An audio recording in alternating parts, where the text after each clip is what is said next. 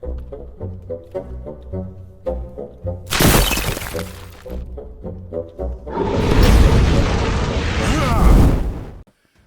everybody, it's me, Riffraff Hornhelm, and I'm back again with another presentation from the Dwarven Vault. And today, we have a monster review. And today we're going to look at the first entry in the original monster manual. I don't know why I've waited this long. The Aerial Servant. And the Aerial Servant is as brought to you from the original monster manual for use with basic Dungeons & Dragons and advanced Dungeons & Dragons, and that's what people typically call 1E. So the Aerial Servant, a very cool creature. It has 16 hit dice. 16. Pretty awesome. Armor class of 3. It's invisible. And it has a tremendous amount of strength and ability. Now, an Aerial Servant comes to us, unsurprisingly, from the elemental plane of air. And, us dwarves, do we run into Aerial Servants? Surprisingly, yes. We'll talk about that more later. But the Aerial Servant is a summoned creature. It is highly unlikely to run into one of these unattached, and if so, they can be kind of nasty. But, typically, 99.9% of the time, it's going to be summoned by a cleric. And the cleric is going to use the Aerial Servant to perform tasks for it for a period of time until it reverts and goes back to its home plane, or in very rare circumstances becomes detached from the cleric, in which case the cleric's in some serious trouble. Ouch. But most of the time, it is a very helpful and good creature. Now, when I say good, I don't mean alignment, okay? It's completely neutral. It really doesn't care. It's only semi-intelligent. It's really there to perform its tasks as assigned to it by the cleric who summoned it. Now, an Aerial Servant can carry 10,000 gold pieces in weight. It has 1800 strength, and it mainly, if it is sent to attack anybody, it grabs them. And unless you're stronger than the Aerial Servant, you can't break free. If you have less than an 18 strength, it's not going to happen. Otherwise, you have a percentile chance based on your percentage above 18. And, it obviously can be sent by the cleric to grab a monster or whatever and hold it in place. Now, it can travel astrally and ethereally, and, I mentioned earlier that if the cleric loses control, it's going to be bad. Well, that's because it comes back and it attacks it with double the attack value of an invisible stalker. And it'll attack only the cleric. Now, it doesn't have any magic resistance. And it's invisible, so trying to hit it with any kind of weapons and so forth is very difficult to do to begin with. It's 1 to 4 out of a 6-sided die. It will surprise its opponent. Now, because it's a summoned creature, it's tied very closely to the clerical spell to summon an Aerial Servant, which in AD&D, 1st edition, it is a 6th level spell. So it's right up there with spells like Heal. This is no small spell, but once you have it and you summon it, it takes less than 1 round to summon this creature. 9 segments.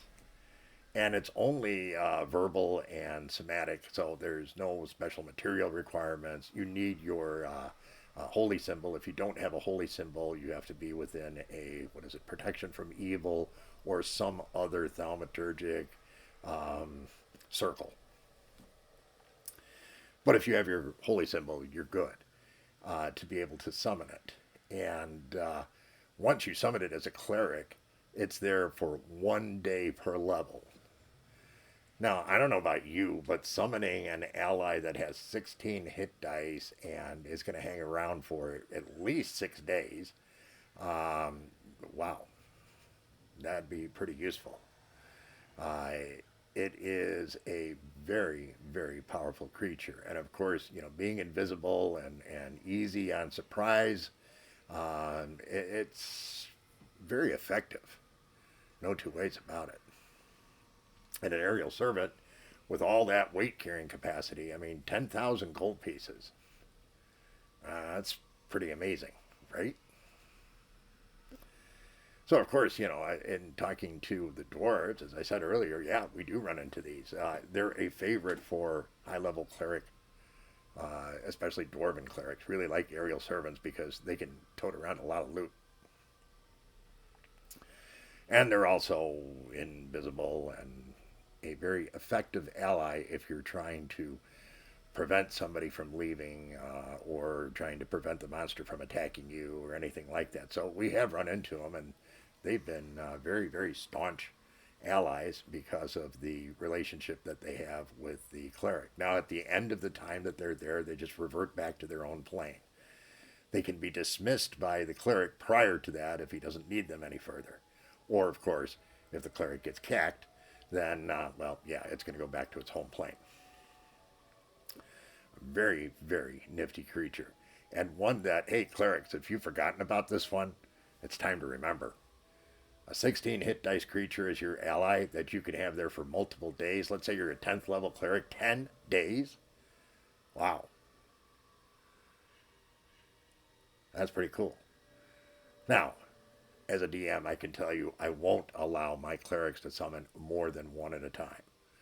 So if you summon one and 10 days from now it's gone and you want to summon another one, you can do that. It being a 6th level spell and only having verbal and somatic, it's pretty likely that you're not going to have difficulty summoning again if you need to. Super, super cool, both as a creature and as a summoning ability.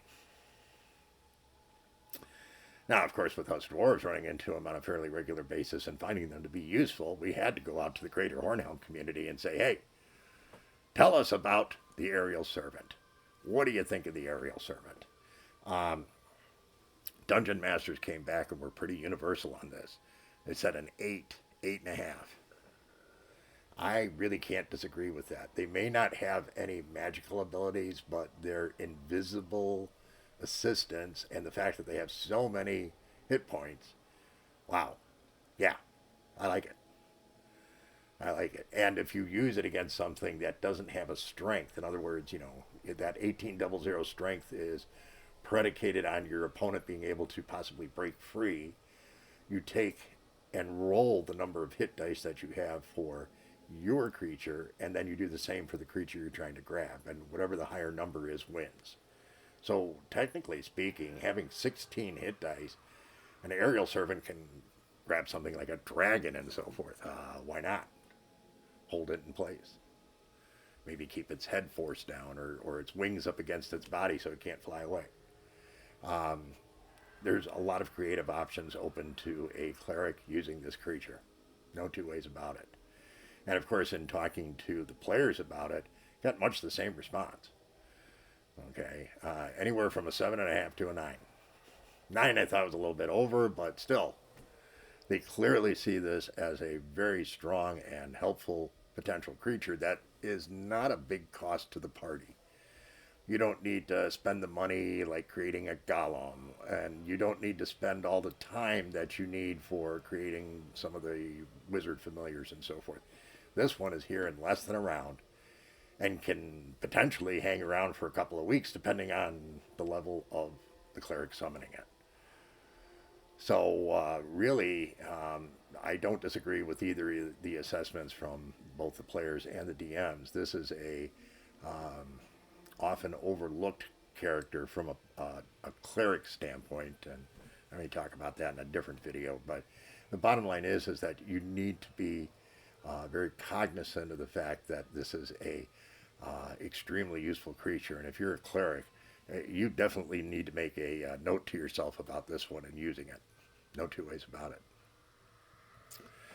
So that, my friends, is the Aerial Servant, our first entry in the Monster Manual, even though I'm doing it after about 150 other reviews. Oh well. We hope you found today's presentation to be interesting and educational, amusing, all that kind of good stuff. If you did, please give us a like. Consider subscribing if you haven't.